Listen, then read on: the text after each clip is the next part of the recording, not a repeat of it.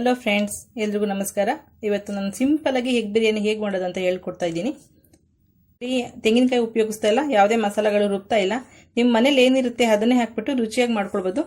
ಏನೇನು ಬೇಕು ನೋಡೋಣ. ನಾನು ಮೊಟ್ಟೆನ ಕುಕ್ಕರ್ನಲ್ಲಿ ಒಂದು ವಿಸಲ್ ಕೂಗಿಸ್ಕೊಂಡಿದ್ದೀನಿ. ನಿಮಗೆ ಬೇಗ ಆಗುತ್ತೆ, ಒಡೆದೋಗೋದಿಲ್ಲ. ನೀವು ಈಚೆ ಹಾಕಿದ್ರೆ ನಿಮಗೆ ಮೊಟ್ಟೆ ಬೆಂದಿದೆಯಾ ಇಲ್ಲ ಅಂತ ಗೊತ್ತಾಗಲ್ಲ. ಹಾಗಾಗಿ ನೀವು ಮೊಟ್ಟೆ ಯಾವಾಗೆ ಬೇಯಿಸಬೇಕಾದ್ರೂ ಕೂಡ ಯಾವುದನ್ನ ಒಂದು ಕುಕ್ಕರ್ನಲ್ಲಿ ಹಾಕ್ಬಿಟ್ಟು ಒಂದು ಸ್ವಲ್ಪ ಉಪ್ಪು ಹಾಕಿದ್ದೀನಿ. ಮೊಟ್ಟೆ ತೊಳೆದ್ಬಿಟ್ಟು ಒಂದು ಸ್ಪೂನ್ ಅಷ್ಟು ಉಪ್ಪು ಹಾಕ್ಬಿಟ್ಟು ಒಂದು ವಿಸಲ್ ಕೂಗಿಸ್ಕೊಂಡಿದ್ದೀನಿ. ಈಗ ಬೆಂದಿದೆ ಈ ಮೊಟ್ಟೆ. ಒಂದು ವಿಸಲ್ಗೆ ಕರೆಕ್ಟಾಗಿ ಬೆಂದಿರುತ್ತದು. ಈಗ ಸಿಪ್ಪೆ ಎಲ್ಲ ತೆಗೆದ್ಬಿಟ್ಟು ರೆಡಿ ಮಾಡಿ ಇಟ್ಕೊಳ್ಳೋಣ. ಬಿರಿಯಾನಿಗೆ ಬೇಕಾಗಿರೋಂಥ ಮಸಾಲೆಗಳಿದು. ಇಲ್ಲಿ ಧನಿಯಾ ಪುಡಿ ತೊಗೊಂಡಿದ್ದೀನಿ ಅರ್ಧ ಸ್ಪೂನ್ ಅಷ್ಟು, ಖಾರದ ಪುಡಿ ಅರ್ಧ ಸ್ಪೂನು. ಧನಿಯಾ ಪುಡಿಗೆ ಖಾರ ಹಾಕಿಲ್ಲ, ನೀವು ಕನ್ಫ್ಯೂಸ್ ಮಾಡ್ಕೋಬೇಡಿ. ಬೇಳೆ ಸಾಂಬಾರ್ ಪುಡಿ ಅಂದ್ರೇನೆ ಬೇರೆ, ಧನಿಯಾ ಪುಡಿ ಅಂದ್ರೇನೆ ಬೇರೆ. ಖಾರದ ಪುಡಿ ಅರ್ಧ ಸ್ಪೂನ್ ತೊಗೊಂಡಿದ್ದೀನಿ. ಇದು ಬಿರಿಯಾನಿ ಪೌಡರು ಅರ್ಧ ಸ್ಪೂನ್ ತೊಗೊಂಡಿದ್ದೀನಿ. ನಿಮಗೆ ಚಿಕನ್ ಬಿರಿಯಾನಿ ಪೌಡರ್ ಇಲ್ಲ ಅಂದರೆ ಎಗ್ ಬಿರಿಯಾನಿ ಪೌಡರ್ ಸಿಗುತ್ತೆ, ಅದು ಇಲ್ಲ ಅನ್ನೋದಾದರೆ ನೀವೇನು ಹಾಕೋದು ಬೇಡ. ಕ್ವಾಂಟಿಟಿ ಹಾಗೆ ಬಿಟ್ಬಿಟ್ಟು ನೀವು ಧನಿಯಾ ಪುಡಿ ಮತ್ತು ಖಾರದ ಪುಡಿ ಮತ್ತು ಗರಂ ಮಸಾಲ ಹಾಕ್ಕೊಳ್ಬೋದು, ಅವಾಗೂ ಟೇಸ್ಟ್ ಚೆನ್ನಾಗಿ ಬರುತ್ತೆ. ಗರಂ ಮಸಾಲ 1/4 ಸ್ಪೂನ್ಗಿಂತ ಕಮ್ಮಿ ಇದೆ. ಹಳದಿ ಪುಡಿ 1/4 ಸ್ಪೂನ್ ಇದೆ. ಈ ಪ್ಲೇಟಲ್ಲಿರೋಂಥದ್ದು ಮನೇಲೇ ಇರೋಂಥದ್ದು ಪಲಾವ್ ಎಲೆ ಇದ್ದರೆ 1-2 ಪಲಾವ್ ಎಲೆ ತೊಗೊಳ್ಳಿ. ಇದು ಕಲ್ಲು ಅಂತ ಇರುತ್ತೆ, ಮತ್ತು ಇದು ಜಾಪತ್ರೆ. ಇದು 2 ಆಪ್ಷನ್ಸ್. ಬೇಕಂದರೆ ಮಾತ್ರ ನಿಮ್ಮ ಹತ್ರ ಇದ್ದರೆ ಹಾಕೊಳ್ಳಿ. ಇದು ಒಂದು ಸ್ಟಾರು, ಲವಂಗ ಥರನೇ ಸ್ವಲ್ಪ ಉದ್ದಕ್ಕಿರುತ್ತೆ. ಇದು ಒಂದು ಏಲಕ್ಕಿ ಈ ಥರ ಬಾಯಿ ಓಪನ್ ಮಾಡಿ ಇಟ್ಕೊಳ್ಳಿ. ಚಕ್ಕೆ ಇದು ಒಗ್ಗರಣೆಗಷ್ಟೇ 2 ಪೀಸ್ ತೊಗೊಂಡಿದ್ದೀನಿ. ಲವಂಗ 4 ತೊಗೊಂಡಿದ್ದೀನಿ. ಸೋಂಪು ತೊಗೊಂಡಿದ್ದೀನಿ ನಾನು 1/4 ಸ್ಪೂನ್ಗಿಂತ ಕಮ್ಮಿ ತೊಗೊಂಡಿದ್ದೀನಿ. ನೀವು ಇಲ್ಲಿ ಸಹಜೀರ ಕೂಡ ಯೂಸ್ ಮಾಡ್ಬೋದು. ಅಜ್ಜಿರಿಗಿಂತ ತುಂಬ ಸಣ್ಣಕ್ಕಿರುತ್ತೆ ಅದು, ಅದಕ್ಕೆ ಸಹಜೀರ ಅಂತಾರೆ. ಅದು ಕೂಡ ಫ್ಲೇವರ್ ತುಂಬ ಚೆನ್ನಾಗಿರುತ್ತೆ. ಇದರಲ್ಲಿ ಏನೂ ಇಲ್ಲ ಅನ್ನೋ ನೀವು ಚಕ್ಕೆ, ಲವಂಗ, ಸೋಂಪು, ಏಲಕ್ಕಿ ಅಂತ ಮನೇಲಿರುತ್ತೆ, ಅದನ್ನು ಕೂಡ ಹಾಕ್ಕೊಳ್ಬೋದು ನೀವು. ನಾನಿಲ್ಲಿ ಇದೇ ಸ್ಪೂನಿಂದ 4 ಸ್ಪೂನ್ ಅಷ್ಟು ಮೊಸರು ತೊಗೊಂಡಿದ್ದೀನಿ. ಒಂದೇ ಒಂದು ಪಾವು ಅಕ್ಕಿಗೆ ಮಾಡ್ತಾರಂಥದ್ದು. 4 ಮೊಟ್ಟೆ ತೊಗೊಂಡಿದ್ದೀನಿ. ಈ ಪಾವು ಮೆಜರ್ಮೆಂಟಲ್ಲಿ 1 ಲೋಟ ಅಕ್ಕಿ ಹಾಕೊಂಡಿದ್ದೀನಿ. 1/4 ಲೋಟದಷ್ಟು ಅಥವಾ 2 ಲೋಟ ನಿಮಗೆ ಎಷ್ಟು ಬೇಕಾಗುತ್ತೆ ಅಕ್ಕಿ. ಈಗ ನಾನು ನೆನೆಯಾಕಿದ್ದೀನಿ ಒಂದು ಅರ್ಧ ಗಂಟೆ, ಹಾಗಾಗಿ ನಾನು 1/4 ಲೋಟದಷ್ಟು ನೀರು ಕೊಡ್ತೀನಿ. ತುಪ್ಪ ಬೇಕಾಗುತ್ತೆ 1-2 ಸ್ಪೂನ್ ಅಷ್ಟು. ತುಪ್ಪ ಬೇಕಂದರೆ ಹಾಕೊಳ್ಳಿ, ರುಚಿ ತುಂಬ ಚೆನ್ನಾಗಿರುತ್ತೆ. Green chilli 3 ಉದ್ದುದಕ್ಕೆ ಹೆಚ್ಚಿಟ್ಕೊಂಡಿದ್ದೀನಿ. ಈರುಳ್ಳಿ ಒಂದು ದೊಡ್ಡ ಸೈಜಿಂದು ಈ ಥರ ಉದ್ದುದ್ದಕ್ಕೆ ಸಣ್ಣಕ್ಕೆ ಹೆಚ್ಚಿಟ್ಕೊಂಡಿದ್ದೀನಿ. ರುಚಿಗೆ ತಕ್ಕಷ್ಟು ಉಪ್ಪು ಬೇಕಾಗುತ್ತೆ. ಇದು ಪುದೀನ ಸೊಪ್ಪು ಒಂದು ಸ್ವಲ್ಪ ತೊಗೊಂಡಿದ್ದೀನಿ. ಕೊತ್ತಂಬರಿ ಸ್ವಲ್ಪ ಇದೆ. ಟೊಮೊಟೊ ಒಂದೇ ಒಂದು ತೊಗೊಂಡಿದ್ದೀನಿ. ಮೊಸರು ತುಂಬ ಹುಳಿ ಇಲ್ಲ, ಫ್ರೆಶ್ ಆಗಿದೆ. ನಿಮಗೆ ತುಂಬ ಮೊಸರು ಹುಳಿ ಇದ್ರೆ ಮೊಸರು ಕ್ವಾಂಟಿಟಿ ಕಮ್ಮಿ ಮಾಡ್ಕೊಳ್ಳಿ. ಟೊಮೊಟೊ ಕೂಡ ಒಂದೇ ಒಂದು ಹಾಕಿದ್ರೆ ತುಂಬ ಚೆನ್ನಾಗಿರುತ್ತೆ. ಅಕಸ್ಮಾತ್ ಮೊಸರು ಇಷ್ಟನೇ ಪಡಲ್ಲ, ಇಷ್ಟ ಆಗಲ್ಲ ನಮಗೆ ಅನ್ನಕ್ಕೆ ಹಾಕಿದ್ರೆ ಏನಾದರೂ ಟೊಮೊಟೊನ 1-2-3 ಟೊಮೊಟೊ ಹಾಕೊಳ್ಬೋದು. ಮೊಸರನ್ನ ಕ್ವಿಟ್ ಮಾಡ್ಬೋದು. ಶುಂಠಿ ಬೆಳ್ಳುಳ್ಳಿ ಪೇಸ್ಟ್ ತೊಗೊಂಡಿದ್ದೀನಿ 1 ಸ್ಪೂನ್ ಅಷ್ಟು. ಇಲ್ಲಿ 1 ಪಾವು ಅಕ್ಕಿ 3 ಸಲ ತೊಳೆದ್ಬಿಟ್ಟು ನೆನೆ ಹಾಕೊಂಡಿದ್ದೀನಿ. ಈಗೆಲ್ಲ ಒಗ್ಗರಣೆ ಹಾಕೋಷ್ಟೊತ್ತಿಗೆ ಕೂಡ ನಿಮಗೆ ಅಕ್ಕಿ ನೆಂದೋಗುತ್ತೆ. ಈಗ ಕುಕ್ಕರ್ನಲ್ಲಿ ಒಂದು 2 ಸ್ಪೂನ್ ಅಷ್ಟು ಎಣ್ಣೆ ಹಾಕ್ತಾ ಇದ್ದೀನಿ.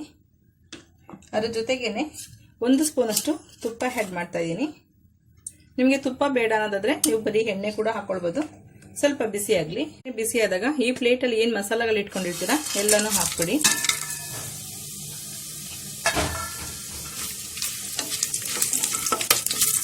ನೋಡಿ, ಸ್ವಲ್ಪ ಲವಂಗ ಎಲ್ಲ ದಪ್ಪ ಆದಮೇಲೆ ಈರುಳ್ಳಿ ಮತ್ತು ಹಸಿಮೆಣಸಿನಕಾಯಿ ಹಾಕಿ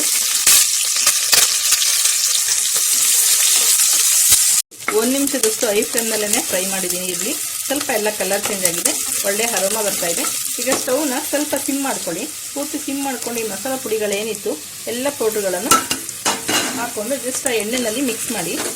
ಸ್ಟವ್ ಮಾತ್ರ ಸಿಮ್ಮಲ್ಲೇ ಇರಬೇಕು, ಹೈ ಫ್ಲೇಮಲ್ಲಿ ಇಟ್ಕೋಬಾರ್ದು.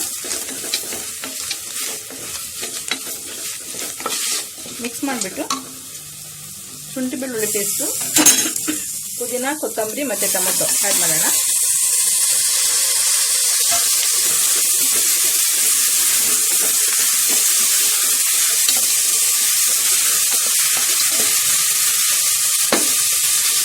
ಈಗ ಈ ಮಸಾಲೆಗೆ ಮೊಟ್ಟೆ ಇಟ್ಕೊಂಡಿದ್ವಲ್ಲ, ಮೊಟ್ಟೆ ಆ್ಯಡ್ ಮಾಡೋಣ. ಈಗ ಸ್ವಲ್ಪ ಸಿಮ್ನಲ್ಲೇ ಇದಿಷ್ಟು ಫ್ರೈ ಆಗಲಿ. 1-2 ನಿಮಿಷದಷ್ಟು ಸಿಮ್ ಮಾಡಿದ್ದೀನಿ. ಸ್ಟವ್ ಸ್ವಲ್ಪ ಫ್ರೈ ಆಗಲಿ.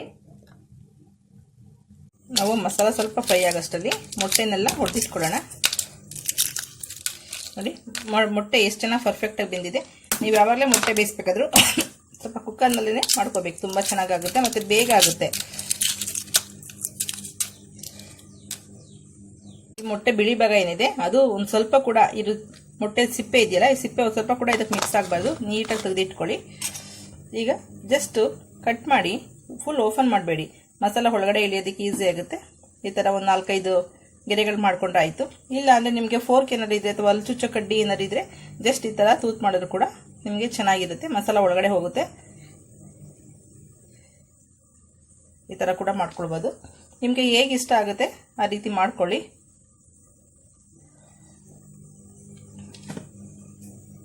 ಸಿಮ್ನಲ್ಲಿ ಅವಾಗಿಂದ ಇಟ್ಟಿದ್ವಲ್ಲ ಪೌಡ್ರ್ ಎಲ್ಲ ಹಾಕ್ಬಿಟ್ಟು ಎಲ್ಲ ಮಸಾಲ ಪುಡಿ ಪುದೀನ ಕೊತ್ತಂಬರಿ ಎಲ್ಲ ಫ್ರೈ ಆಗಿದೆ. ಈಗ ಈ ಮೊಟ್ಟೆ ಏನಿದೆ ಮೊಟ್ಟೆನೂ ಹಾಕ್ಬಿಟ್ಟು ಜಸ್ಟ್ ಸಿಮ್ ಮಾಡ್ಕೊಳ್ಳಿ. ಸ್ಟವ್ ಹೈ ಫ್ಲೇಮ್ ಮಾಡ್ಕೋಬೇಡಿ, ಸಿಮ್ ಮಾಡಿಕೊಂಡು ಜಸ್ಟ್ ಸಾಫ್ಟಾಗಿ ಮಿಕ್ಸ್ ಮಾಡಿ. ಈ ಮೊಟ್ಟೆ ಸ್ವಲ್ಪ ಓಪನ್ ಮಾಡಿದ್ದೀವಲ್ಲ ಅದರೊಳಗಡೆ ಎಲ್ಲ ಮಸಾಲೆಗಳು ಹೋಗುತ್ತೆ. ಚೆನ್ನಾಗಿ ಸ್ವಲ್ಪ ಈ ಥರ ಮಾಡ್ಕೊಂಡು ಒಂದು 2 ನಿಮಿಷದಷ್ಟು ಬಿಡಿ. ಒಂದು ಸೈಡು ಬಿಸಿನೀರು ಕಾಯಕ್ಕೆ ಇಟ್ಕೊಳ್ಳಿ. ಬಿಸಿನೀರು ಹಾಕಿದ್ರೆ ನಿಮಗೆ ಬೇಗ ಆಗುತ್ತೆ ಮತ್ತು ತುಂಬ ಚೆನ್ನಾಗಿ ಕೂಡ ಆಗುತ್ತೆ. ಒಂದು 2 ನಿಮಿಷ ಸಿಮ್ನಲ್ಲಿ ಸ್ವಲ್ಪ ಮಸಾಲ ಜೊತೆ ಮಿಕ್ಸ್ ಮಾಡಿದ್ದೀನಿ. ಮೊಟ್ಟೆ ಚೆನ್ನಾಗಿದೆ. ಮೊಟ್ಟೆ ಸ್ವಲ್ಪ ಗಟ್ಟಿ ಬರ್ತಿದೆ, ಹೊಡೆದೋಗಲ್ಲ. ಆದಷ್ಟು ಸಾಫ್ಟಾಗೇ ಕೈ ಆಡಿಸಿ. ನೀವೀಗ ತೊಳೆದು ನೆನೆ ಹಾಕಿರೋಂಥ ಅಕ್ಕಿ ಕೂಡ ಹಾಕ್ಕೊಳ್ಬೋದು, ಇಲ್ಲಾಂದರೆ ನೀರು ಹಾಕ್ಬಿಟ್ಟು ನೀರು ಕುದ್ಮೇಲೆ ಕೂಡ ಅಕ್ಕಿ ಹಾಕ್ಕೊಳ್ಬೋದು. ನಿಮಗೆ ಯಾವ ಪ್ರೊಸೀಜರ್ ಇಷ್ಟ ಆಗುತ್ತೆ ಅಥವಾ ಅರ್ಜೆಂಟಾಗಿ ಆಗುತ್ತೆ ಅದನ್ನು ಮಾಡ್ಕೊಳ್ಳಿ. ಸ್ವಲ್ಪ ನಾನು ಮೀಡಿಯಂ ಫ್ಲೇಮು ಮಾಡ್ಕೊಳ್ತಾ ಇದ್ದೀನಿ. ಮಾಡ್ಕೊಂಡು ಜಸ್ಟ್ ಒಂದು 2 ನಿಮಿಷದಷ್ಟು ಈ ಮಸಾಲೆನಲ್ಲಿ ಅಕ್ಕಿ ಫ್ರೈ ಮಾಡಿದ್ರೆ ಅಕ್ಕಿ ಕೂಡ ತುಂಬ ಚೆನ್ನಾಗಿ ಒಳ್ಳೆ ಸ್ಮೆಲ್ ಇರುತ್ತೆ, ತುಂಬ ಚೆನ್ನಾಗಿ ಸಾಫ್ಟಾಗಿ ಕೂಡ ಬೇಯುತ್ತೆ. ಈ ಥರ ನಿಧಾನಕ್ಕೆ ಮಿಕ್ಸ್ ಮಾಡಬೇಕಾಗತ್ತೆ. ನಿಮಗೆ ಮೊಟ್ಟೆ ಕೂಡ ಇರೋದ್ರಿಂದ ಮೊಟ್ಟೆ ಒಡೆದೋಗ್ಬಾರ್ದು. 1 ನಿಮಿಷದಷ್ಟು ಫ್ರೈ ಆಗಿದೆ ಅಕ್ಕಿ ಎಲ್ಲ. ಈಗ ಕಾಯಿಸಿದಂಥ ನೀರು ಹಾಕೋಣ. ನಾನು ನಿಮ್ಗೆ ಅವಾಗಲೇ ಹೇಳ್ದಂಗೆ 1 ಲೋಟ ಅಕ್ಕಿಗೆ 1.25 ಲೋಟದಷ್ಟು ನೀರು ತೊಗೊಂಡಿದ್ದೀನಿ. ನಿಮಗೆ ತುಂಬ ಸಾಫ್ಟಾಗಿ ಬೇಕು ಅನ್ನೋದಾದರೆ ನೀವು ಇನ್ನೊಂದು ಸ್ವಲ್ಪ ಕೂಡ ನೀರು ಹಾಕ್ಕೊಳ್ಬೋದು. ನಾವಿಲ್ಲಿ ಉಪ್ಪು ಇನ್ನೂ ಆ್ಯಡ್ ಮಾಡಿಲ್ಲ. ಈಗ ಉಪ್ಪು ಆ್ಯಡ್ ಮಾಡಿ ಸ್ವಲ್ಪ ಒಂದು ಕುದಿ ಬರಲಿ. ಉಪ್ಪು ಎಲ್ಲ ಹಿಡ್ಕೊಂಡ್ಮೇಲೆ ಉಪ್ಪಿನ ಟೇಸ್ಟ್ ನೋಡಿ. ಮೊಟ್ಟೆ ಕೂಡ ಉಪ್ಪು ಹಾಕಿದ್ದೀವಿ, ಹಾಗಾಗಿ ಅನ್ನಕ್ಕೆ ಎಷ್ಟು ಬೇಕಾಗುತ್ತೆ ಅಷ್ಟು ಉಪ್ಪು ಹಾಕೊಳ್ಳಿ.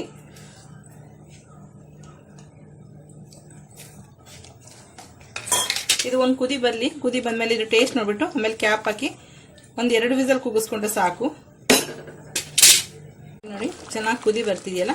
ಈಗ 1 ಸ್ಪೂನಷ್ಟು ತುಪ್ಪ ಆ್ಯಡ್ ಮಾಡೋಣ. ಬೇಕಂದ್ರೆ ಹಾಕೊಳ್ಳಿ ನೀವು, ತುಂಬ ಚೆನ್ನಾಗಿರುತ್ತೆ ಅಂತೇಳಿ ನಾನು ತುಪ್ಪ ಆ್ಯಡ್ ಮಾಡ್ತೀನಿ. ಪಲಾವ್ಗಳು ಕೂಡ ಚಿಕನ್ ಬಿರಿಯಾನಿ ಅಥವಾ ವೆಜ್ ಬಿರಿಯಾನಿ ಯಾವುದೇ ಮಾಡಿದ್ರು ಈ ಪ್ರೊಸೀಜರಲ್ಲಿ ತುಂಬ ಚೆನ್ನಾಗಿರುತ್ತೆ. ಅನ್ನ ಕೂಡ ತುಂಬ ಹಗಲು ಥರ ಆಗುತ್ತೆ, ಟೇಸ್ಟು ಚೆನ್ನಾಗಿರುತ್ತೆ. ನಾನಿಲ್ಲಿ ಉಪ್ಪು ಖಾರ ಎಲ್ಲ ನೋಡಿದ್ದೀನಿ ಕರೆಕ್ಟಾಗಿದೆ. ನಿಮ್ಗೆ ಸಪ್ಪೆ ಇದ್ದರೆ ಉಪ್ಪು ಹಾಕೊಳ್ಳಿ, ಖಾರ ಕಮ್ಮಿ ಇದೆ ಅಥವಾ ಚಿಲ್ಲಿ ಪುಡಿ ಹಾಕೊಳ್ಳಿ, ರೆಡ್ ಚಿಲ್ಲಿ ಪೌಡರು. ಇಲ್ಲ ಅಂದರೆ ನಿಮಗೆ ಗ್ರೀನ್ ಚಿಲ್ಲಿ 1-2 ಸೀಳ್ಬಿಟ್ಟು ಕೂಡ ಹಾಕ್ಕೊಳ್ಬೋದು. ಖಾರ ಕರೆಕ್ಟ್ ಅದಕ್ಕೆ ಬರುತ್ತೆ. ಈಗ ಕ್ಯಾಪ್ ಹಾಕ್ಬಿಟ್ಟು 1 ವಿಸಲ್ ಅಥವಾ 2 ವಿಸಲ್ ಕೂಗಿಸ್ಕೊಂಡ್ರೆ ಸಾಕು. ಅಕ್ಕಿ ತುಂಬ ನೆಂದೋಗಿದ್ರೆ 1 ವಿಸಲ್ ಕೂಗಿಸ್ಕೊಳ್ಳಿ ಸಾಕಾಗುತ್ತೆ. ನೋಡಿ ವಿಸಲ್ ಬಿಟ್ಟಿದೆ, ಏರ್ ಔಟ್ ಆಗಿದೆ. ಈಗ ಕ್ಯಾಪ್ ಓಪನ್ ಮಾಡ್ಕೊಳ್ಳೋಣ. ಸ್ವಲ್ಪ ನಿಧಾನ ಕೈಯಾಡಿಸಿ. ಮೊಟ್ಟೆ ಎಲ್ಲಿದೆ ನೋಡಿ, ಜಸ್ಟ್ ಒಂದು ಮಿಕ್ಸ್ ಮಾಡಿಬಿಟ್ಟು ಸರ್ವ್ ಮಾಡ್ಕೊಳ್ಬೋದು. ನೋಡಿ ಮೊಟ್ಟೆ ಒಂದು ಹೊಡೆದೋಗಿಲ್ಲ, ತುಂಬ ಚೆನ್ನಾಗಿದ್ದಾವೆ. ಅನ್ನ ಕೂಡ ತುಂಬ ಚೆನ್ನಾಗಾಗಿದೆ. ಈಗ ಸರ್ವಿಂಗ್ ಪ್ಲೇಟ್ ತಗೊಳ್ಳೋಣ. ನೋಡಿ ಫ್ರೆಂಡ್ಸ್, ಎಗ್ ಬಿರಿಯಾನಿ ರೆಡಿಯಾಗಿದೆ. ತುಂಬ ಸಿಂಪಲ್ಲಾಗಿ ಮನೆಯಲ್ಲೇ ಮಾಡ್ಕೊಳ್ಬೋದು, ಬೇಗ ಆಗುತ್ತೆ. ನಿಮ್ಗೆ ಇಷ್ಟ ಆದರೆ ಲೈಕ್ ಮಾಡಿ, ಶೇರ್ ಮಾಡಿ, ಸಬ್ಸ್ಕ್ರೈಬ್ ಮಾಡಿ. ನಿಮ್ಮ ಅಭಿಪ್ರಾಯ ಅನಿಸಿಕೆಗಳನ್ನ ಕಮೆಂಟ್ ಬಾಕ್ಸಲ್ಲಿ ಹಾಕಿ. Okay, thank you.